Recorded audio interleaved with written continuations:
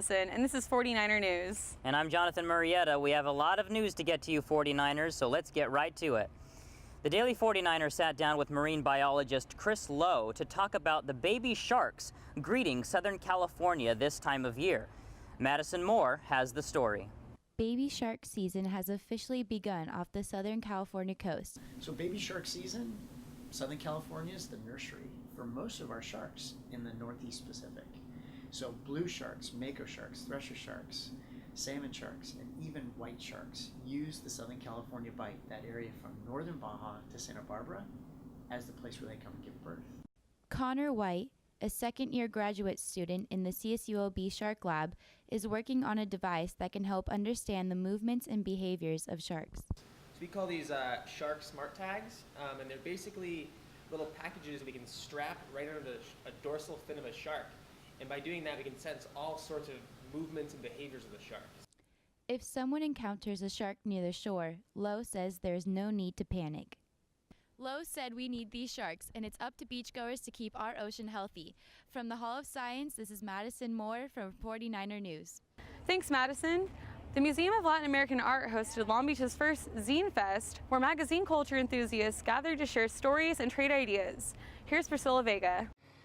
The Museum of Latin American Art was transformed into a haven for creative minds alike to celebrate, share, and collect self-published magazines on Saturday as part of Long Beach's first annual Zine Fest. Ideas for the festival began with local zinesters who wanted to put Long Beach on the map with independent art. State their opinions, they put their art out there.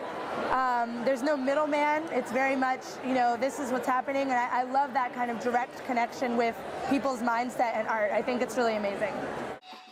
The festival featured live music, a variety of food, and over 50 artists, zinesters, and publishers from various cities throughout California. Local artist Na Osbaker says he was surprised to see the amount of people present, considering it was the city's first Zine Fest. Exhilarating. It's a nice surprise. I think there's a lot of support for local art, especially in Long Beach, and so it's nice to build up the pride of the city in that way, and I think people really want that. Although this is Long Beach's first Zine Fest, the event continues to thrive as attendees continue to flood into the event. At Museum of Latin American Art, Priscilla Vega, Daily 49er TV News. Thanks, Priscilla. And now let's go to Colin James with the Crime Blotter. This is Colin James, the police beat reporter at the Daily 49er.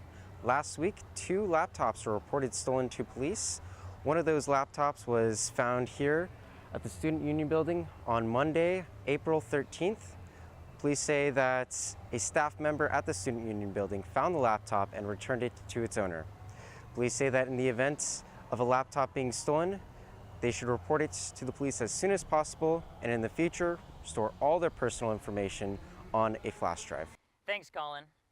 Celebrities weighed in on their need for speed at last week's Long Beach Grand Prix practice event. Let's go to Helen Zhao for more. The Long Beach Grand Prix holds its annual pro versus celebrity race on Saturday. It features a slew of stars, many new to racing. Some were still getting used to breaking the regular rules of the road during practice on Tuesday. I'm at the Long Beach Convention Center as celebrities practice for their big race a little over a week away, and I'm about to talk to some of them about their need for speed. Sugar Ray singer Mark McGrath was terrified at first. He drives a minivan and has never had a speeding ticket, but breaking the rules during practice has been thrilling. I used to come and party up here in Long Beach, and going through red lights and stop signs and zipping around that flower fountain. It's like, are the cops behind me? So that's exhilarating. Model and actress Donna Feldman is driving a stick shift for the first time and on a racetrack. The first day, I almost was out of there. I was so nervous. My heart was beating really fast. But she's not backing down.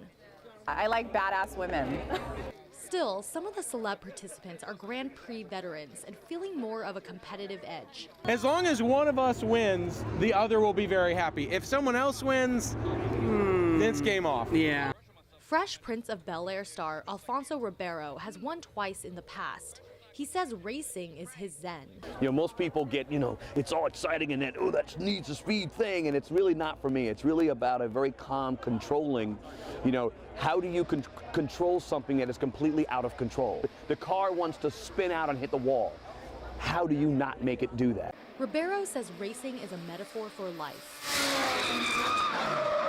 Sometimes life comes at you so fast that you don't know what to do and know how to make decisions. One thing that happens in a race car to be fast is you've got to slow everything down. And in life, when you're able to do that, it's a wonderful experience, because when things get difficult, when you slow it down, you're able to see it for what it is and not get caught up in the emotion of it. I got a taste of what the stars will experience on Saturday in their Scion FRS cars. I rode passenger seat around their 2-mile 11-turn course at 120 miles per hour, driven by a former pro. The 39th annual event benefits the charity Racing for Kids, which supports children's hospitals. In downtown Long Beach, Helen Zhao, 49er News. Thanks, Helen. Now let's go to a sports update with Michael Mendoza. Michael? This week in baseball, the Dirtbags delivered a subpar performance in their 5-game road trip. Returning with a 2-3 record, the Dirtbags ended the trip on a bad note, losing 6-1 versus San Diego. They look to bounce back at home versus UC Riverside in a 3-game series that begins Friday. This Saturday, 11th-ranked Long Beach State men's volleyball will face off against 13th-ranked CSUN. The match will be the regular season finale for the Beach as they honor 3 departing seniors. The men's volleyball team are riding high off an exceptional 3-0 victory against San Diego. Long Beach made quick work of San Diego, ending the match in an impressive 72 minutes. For women's softball, it's been a shaky season, but they still have a chance to bounce back. The Beach should be in their comfort zone as they'll host 6 consecutive games this month. The first is a 3-game series versus Cal State Fullerton that begins this Saturday, followed by the 3-game series that will be played against CSUN starting the following Saturday. Women's beach volleyball, ranked 6th in the nation, will be honoring 5 departing seniors as well. The ceremony will take place prior to the matchup versus Loyola Marymount on Friday. The Beach will also begin their tournament play at the Aloha Invitational, which takes place next Friday. Make sure to keep your engines revved for the last week of the Grand Prix. We'll have that on next episode. I'm Emily Rasmussen. I'm Jonathan Murrieta. Thanks for watching 49er News.